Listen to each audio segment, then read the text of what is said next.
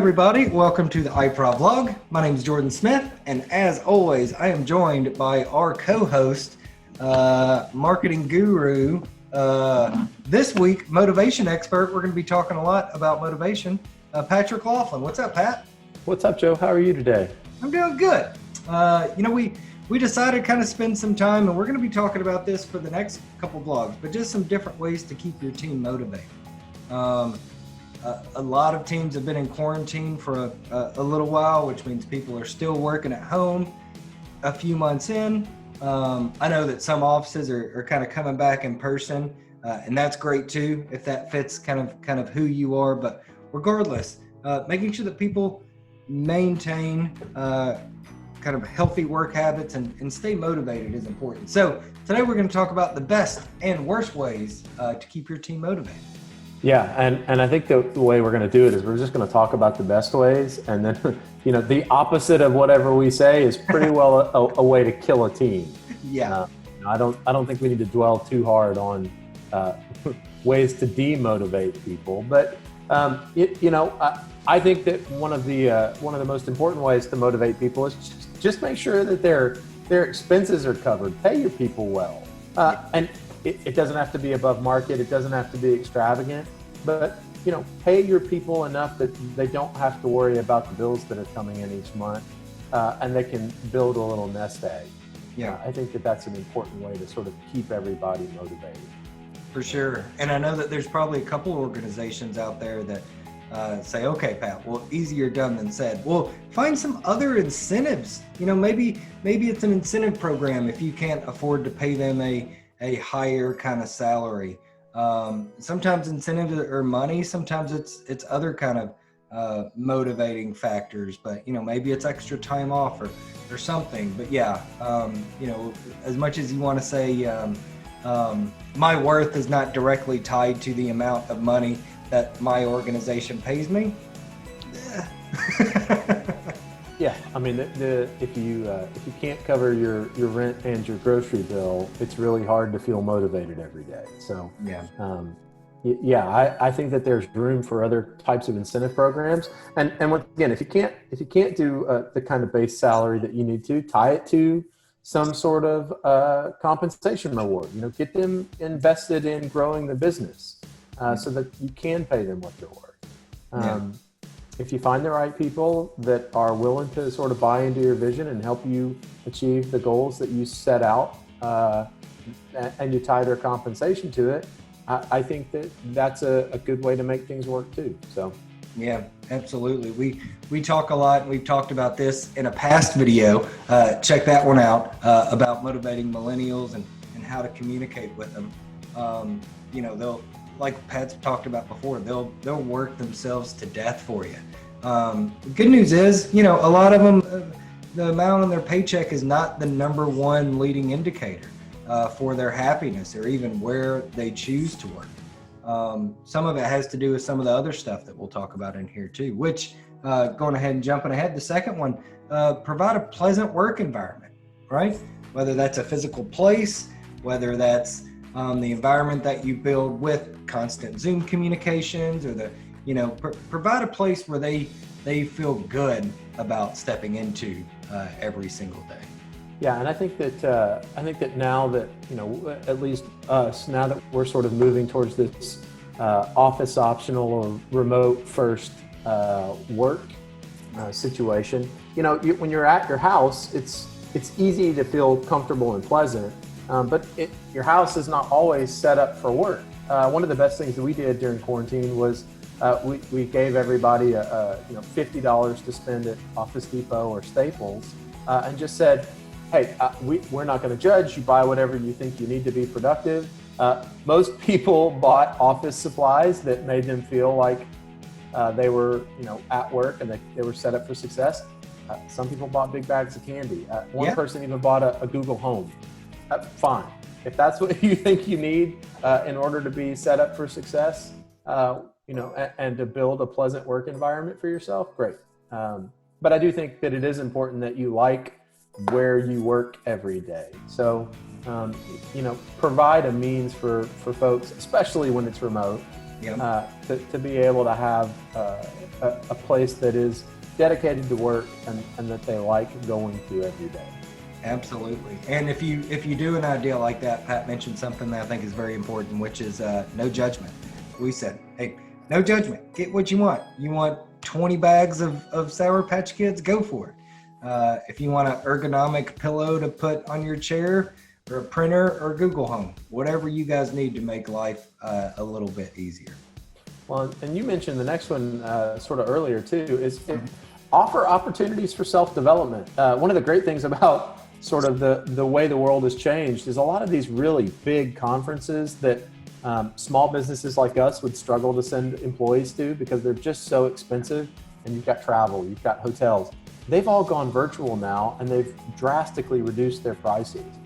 Conferences that used to cost a couple $1,000s for the ticket and then another couple $1,000s for travel are now a couple $100. Yeah. And not only can I send one person to it, they all have recordings, so I can bring my whole staff to these events now. That's fantastic. That is a good way to both leverage time and leverage sort of company dollars to help you meet goals and move the needle. So I think that's a really wise investment for business owners out there. I love that idea. We encourage everybody to sign up for even these webinars.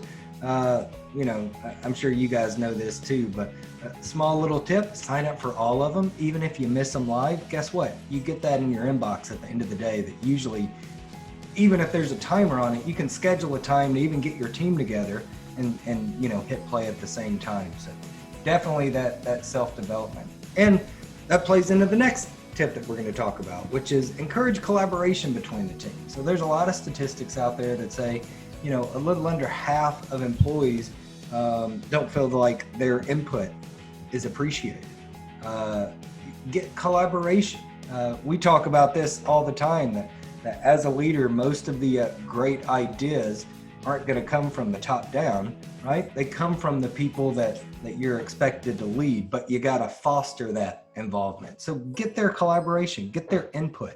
It's going to make them feel good. Even if you don't use an idea that came from that conversation, just the fact that they're a part of the conversation is going to make a huge difference.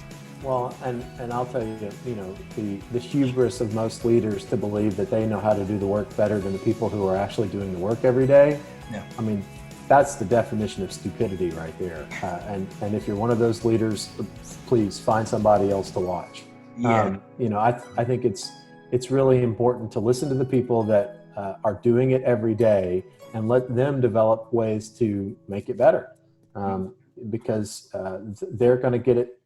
They're going to get it done the right way faster than you will, because they're going to have to fail less, and you're going to have to fail more trying to implement something. And just for this idea that you get to put your stamp on it that says it's my way, forget that. And I think a lot of that sort of allowing the employees to sort of dictate their own destiny or have a say in how things get done leads to the next idea, which is encourage happiness. Showing up to work every day is not always the most pleasant thing in the world. If it's called work for a reason. Yeah. But you can make it something that elicits or creates a positive emotion in your employees. You can build a place that they like coming to every day, and I think that it's really important. I think that makes the work more fun to get done. It makes being around the people that you work with obviously more pleasant.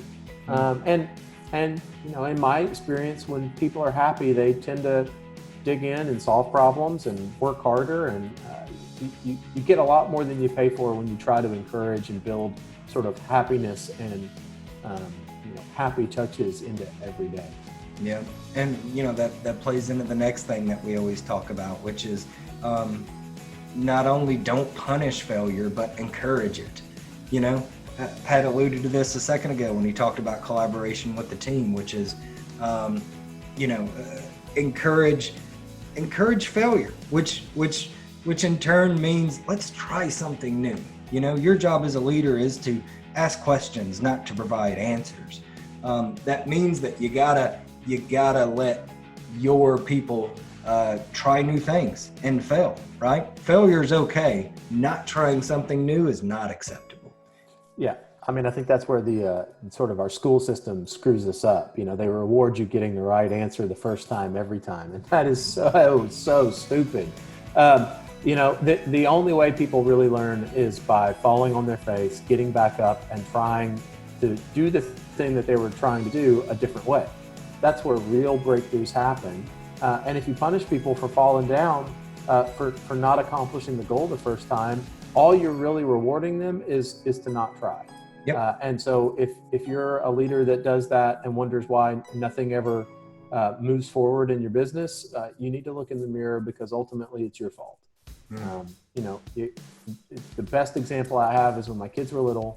They're going to fall on their face when they try to walk, but you just let them fall on their face, and you say, "Uh-oh," and you say, "Keep trying," and eventually they get it, and then they're running. It's like they go from crawl to run like that. The same thing happens with the people that work for you. Absolutely. If you give them the freedom to fail, they will be crawling to running faster than you can believe. So yeah, falling on your butt, guess what it does? It builds strong butts. Set clear goals. We've all been in that environment where we've at some point in our career we've just been working, but we didn't know what the end result was. We just knew we were doing something because a boss told us to do it. So clearly define your goals and share those goals with the organization. Makes no sense to start a road trip if you don't know what some sort of final destination is. Yeah, and I think if you have clear goals, you don't have to do, or you can get away with sort of the next idea, which is don't micromanage. Mm-hmm. Set those clear goals, tell them failure is okay, create a vision, and then let the work get done. Coach for performance. Don't coach for sort of the checklist. Your way may not be better than their way. And really coach for outcomes. Don't coach for process. I just fixed to say, the process is important, but you got to step back and figure out if you want to be an outcome-based organization, which most all organizations do, focus on the outcome, right? Yeah.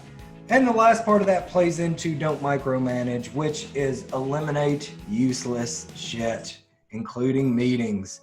I read a good statistic the other day that says almost 4 hours of most organizations' work week are wasted on meetings that don't have to happen. That's half a day. Think if I gave you half a day back. Yeah, I mean, I think that and I know I'm guilty, and we're guilty of this too. It feels really productive to get everybody in a room and communicate something like that. Some piece of information. But the truth is, there are lots of other ways that sort of that information could be communicated. And here's where technology is your friend. If you're not a good writer, shoot a screencast. If you're too embarrassed to be on camera, learn how to write a really good email. There is Slack. There are all sorts of asynchronous ways to communicate as a leader. What the goals are, what needs to happen on a daily basis that don't require everybody in a room and won't interrupt the flow. And so I think it's really important that you sort of do look critically at the way that you run the business and say, am I missing opportunities to get work done by just putting everybody in a room or in a Zoom call for a very small thing that could be communicated some other way. Yeah, absolutely. I know we've hit on this topic a couple times in some previous videos, and we've mentioned some tools before, like Screencast, like Loom. Coming up, we're going to do a series where we actually review a couple of those tools for you guys, so you can know our opinions and how we use it. So stay tuned for that also. But at the end of the day, these are kind of and we've listed about 9 steps there, are kind of 9 most important in our opinion things to help motivate your team. And like Pat said, if you want to demotivate your team, do the opposite of any of these things. We'll dig deeper into it, but the next couple episodes, we're going to be talking primarily about motivation. So if you're watching this and want to know how to motivate your team, stay tuned because there's more to come. Also, if there's some things in here that you're doing specifically, some things that you heard or some, we just kind of hit the high points on each one of these, leave us a comment. Let us know what you're doing to motivate your team or special little tricks like the Office Depot gift card that Pat talked about. We'd love to know. Our best ideas are often taken from people who thought of them first. So if you've got ideas, we'd love to hear about it. Like, comment, subscribe, and until next time. Thanks, Pat. Peace, peeps.